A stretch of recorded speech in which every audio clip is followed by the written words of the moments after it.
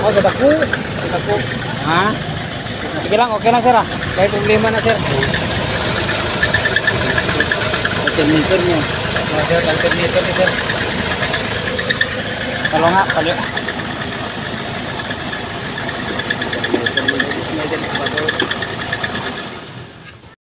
Yan na, mga kaparikoy. Tinanggal ko na ang alternator ng Ford Ginger kasi malakas ang tunog ng kanyang alternator. Silipin ko muna kung ano ang nangyari dito, bakit napakaingay ng tunog at saka mahina ang charge ng alternator na to doon sa kanyang baterya. Kaya silipin natin mga kaparikoy. Kalimitan kahit anong sasakyan ngayon, ang sira ay alternator, pero hindi masyadong masira ang loob nito, ang kanyang rotor at saka yung carbon brass at saka yung ano niya, yung mga stator winding niya. Ang nasisira lang talaga sa bearing ng kanyang pulley. Ngayon tingnan na natin kung ano ang nangyari. Lagyan natin ng screwdriver itong hole na to. Kaya lagyan lang muna natin ng screwdriver itong hole na to, itong butas na to dyan, para ma-stop natin ang rotation ng ng rotor na to. Kaya yan.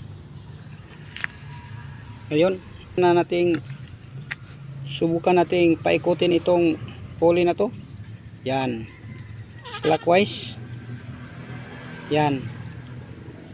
Ang alternator pulley pala na to ay sira na, kaya ayaw nang magkapit sa rotor ng alternator na to.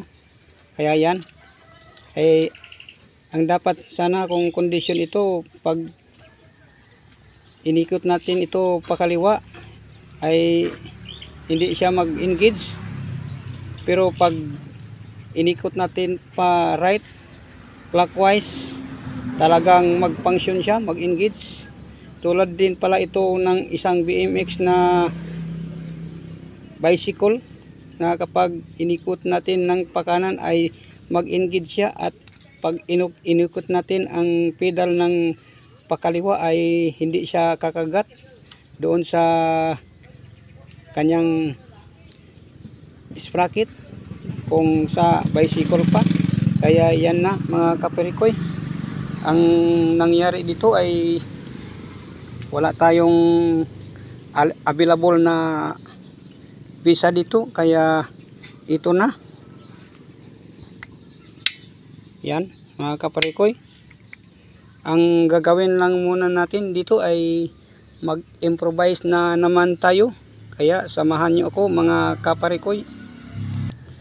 Kaya ang gagawin lang natin dito mga kaparikoy ay gagawa tayo ng stopper tulad nito. Yan. Hindi ko na tinorno sapagkat wala tayong turnuhan dito, kaya umpisahan na nating i-welding. Bago yan, lagyan muna natin ng mating na ito. Kung sa amin pa hapin, para makasabi tayo na what happened. Yan na mga kaparikoy, umpisahan natin i-welding. Ang gagawin lang pala kapag nag-welding tayo ay kung saan tayo mag-welding ay doon natin ilagay ang kanyang ground ng welding machine. Kaya yan mga kaparikoy, subukan na natin i-welding. Gagamit po pala tayo ng welding rod na stainless 308 para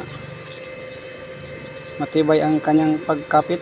Yan na mga kaparikoy, inumpisahan ko ng mag-welding, kaya welding natin dito.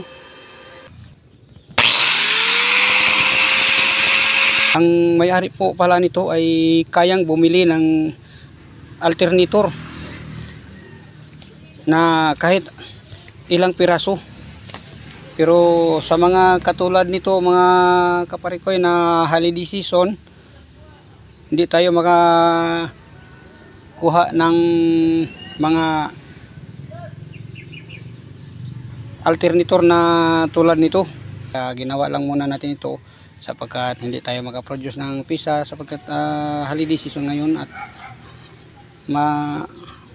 masyadong napakalayo ng area o ng lugar kung saan tayo kukuha ng pisa at hindi natin magagamit ang ating sasakyan kapag walang spare parts na i-produce natin pang solusyonan ang problema ng ating sasakyan. Kaya yan mga kaparikoy, mamaya subukan ko na itong ikabit doon sa sasakyan na Ford na yun. Kaya yan nana sa ilang kulang 20 ani nana sa ilang muto nga do not buy a Ford if you cannot afford. Tinuod yun. Try na to kung ano ba talaga ang effectivity ng work natin na to. Inabot na tayo ng gabi dito. Yan. Sige, okay.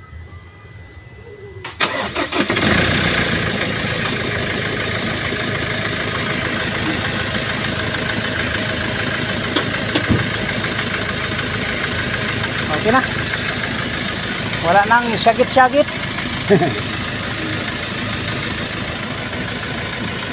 Prikit sa tanan parts ng moving parts ba? Tanan ng galihok. Muna tawag niya puli no.